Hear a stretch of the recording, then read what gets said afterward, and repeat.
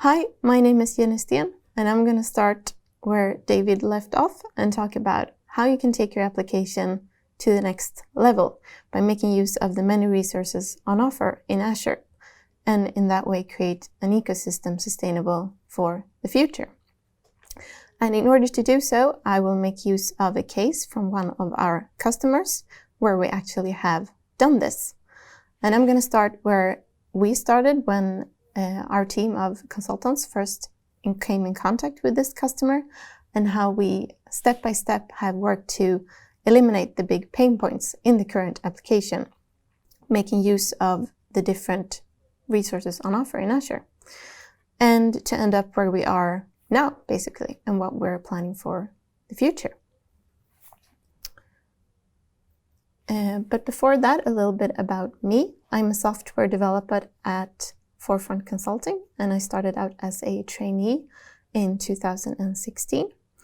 And what made me really fall in love with this occupation and keeps inspiring me every day is software craftsmanship. And the best feeling for me is when you have received a tricky problem and you put it on the table, you discuss it with your team, start breaking it down, and in that way realizing the solution with high quality. Now that you know me, let's jump into the case of the day. And this was the starting point for this customer case where, well, this was basically what was set up when our team first came in contact with this customer. They had a front-end application on an Appservice, as well as a back-end application, an API, also on an Appservice.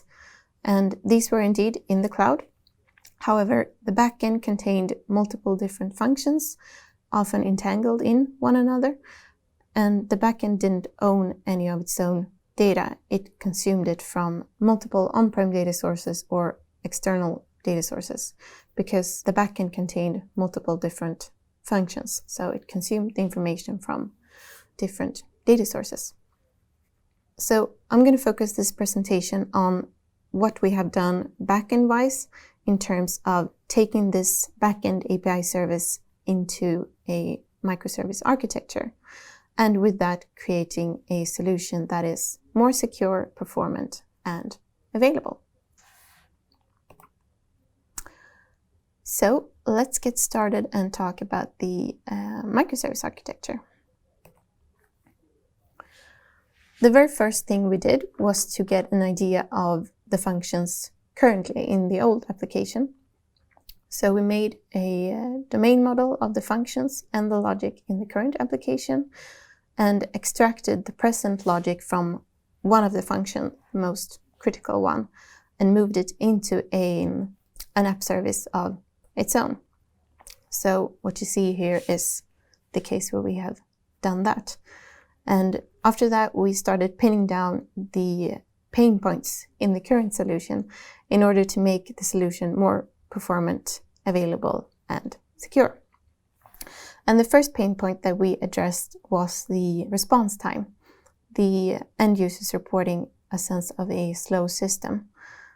And we did that as well as the constant dependency to other system and the possibilities of what we could create always being restricted to that on offer by the system owning the data. And with that, we moved to this. And the first thing we did was to get rid of the synchronous behavior when retrieving the data. As you can see, the procedure when sending updates is the same. The post and put requests are made directly to the app which owns the data. But instead of retrieving the data directly from the on-prem application, we instead retrieve it from a Cosmos data store. And this Cosmos data store basically holds a replica of the data in the on-prem data store. And the data enters the Cosmos data store by a set of steps. And it starts by an update in the external data store or on-prem data store, which then sends an event via HTTP to a function, which we have decided to call worker. And this function retrieves the event and puts it on an internal service bus queue It is then caught by another function which triggers on service bus. This function validates the event and maps it to the microservice domain model, and then puts it in the Cosmos data store. So this ensures that we always have a replica of the latest data in our microservice. Since we now can retrieve data from the Cosmos data store and don't have to call upon the external data store, this reduces the time it takes for the end users to retrieve the information. Additionally, if the owner of the data, the on-prem application, were to suffer from downtime for any reason, then we can still expose the information to the end user, even if he or she cannot act upon it in the current situation, making the solution more available for the end user. Another thing that we also can do when the microservice contains its own replica of the data is make use of the data in a way more desirable for our end users. In this specific case, there was a demand for querying among a large set of data in different ways. So what we did was not only store the data in Cosmos, but also put it in Azure Search, giving us the availability to query among the data. So already with this, we have a solution more performant and more available than the previous situation. So what we did after that was to get rid of the synchronous behavior when sending updates as well. So the API no longer communicates directly with the on-prem data source to send updates. Instead, it puts a message on the internal service bus queue. And this is then called by a function, which in this case we decided to call a writer, which takes the event and maps it to the format of the application which owns the data, and then sends the request to that data source. So the API do not have to wait for the response for the on-prem application as it had to previously.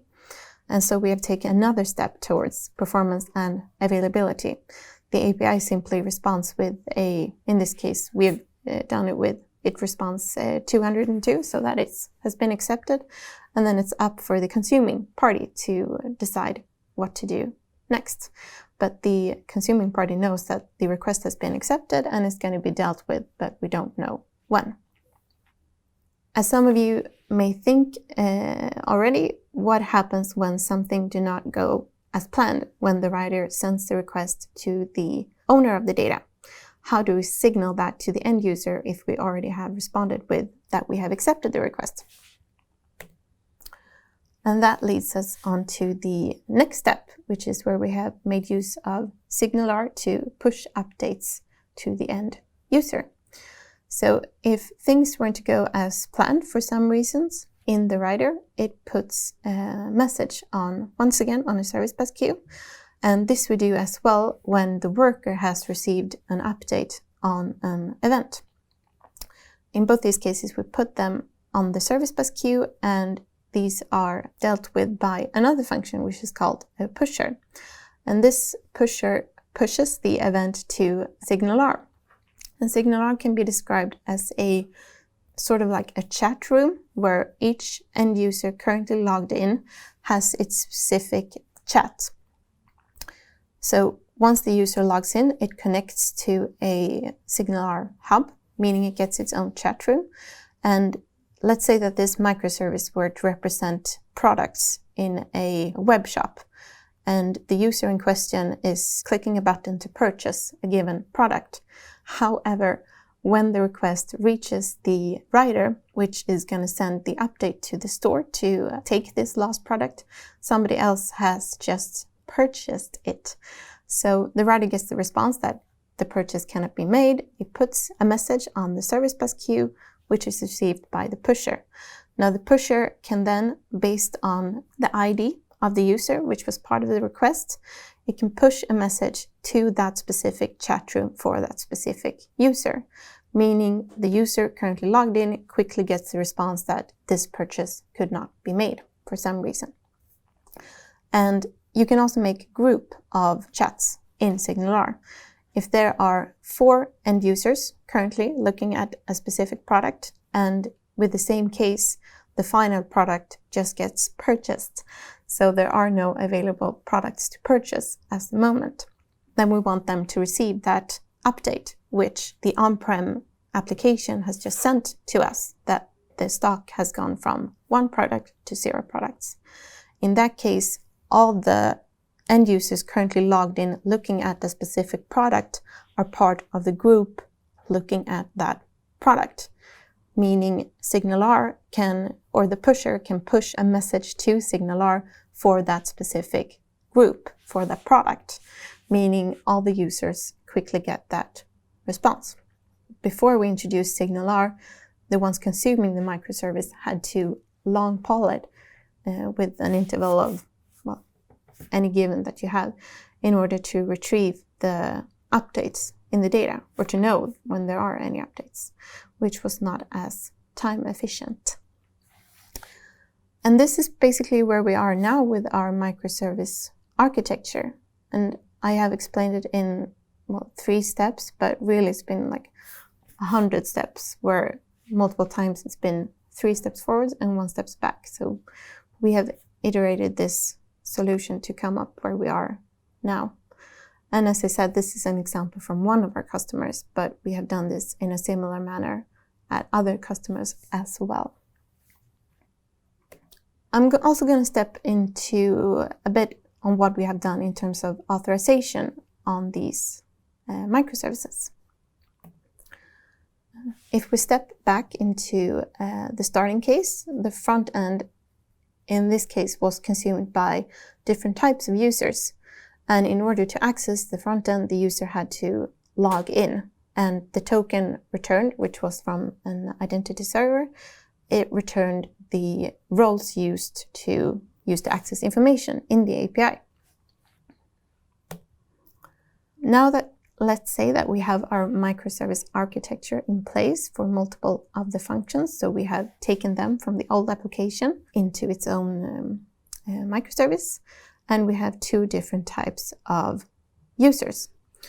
Now, the information in each microservice is to be consumed by multiple types of users, but we wanted to make the microservices unaware of the end users, mainly because we felt that there was a risk for the domain and also the API models in the microservices being colored by the end user's need rather than the domain itself. Additionally, we wanted to stop the end user from accessing the microservice directly. So what we did was that we introduced a layer of authentication in front of the microservices. And if we take the same example as we did previously with a web shop, let's say that our microservices in this case represent products, offers, and members, and our end users are a customer and a salesperson. They both have an interest in consuming the information from the microservices, but the salesperson being employed at the company should be able to see more of what is in the microservices than perhaps the customer should. So if we step into the authentication layer, we made the authentication layer aware of all types of users and all types of microservices, and the roles which the microservices accepts, which is not salesperson or customer, but roles based on the domain in the microservice. So for example, here we have the microservice products, which have the roles get available products and get upcoming products. For, let's say that it has 2 endpoints to retrieve these different types of information. And these are the roles that are granted access to these 2 endpoints. In order to access a microservice, a user has to pass through the authentication layer, and it does so using the token which was used to log in from the identity server. And this contains the role of the user, so for example, customer or salesperson. Based on that and the microservice the end user is requesting to access, a new token is generated using Azure Key Vault with the roles in the microservice. So let's say that the customer logs in It passes through the authentication layer to access the products, and in the authentication layer, it then receives the role get available products. Now, if a salesperson does the same thing, it receives that role, but also the role get upcoming products, meaning it can access both endpoints or both types of information when the customer can only access one of them.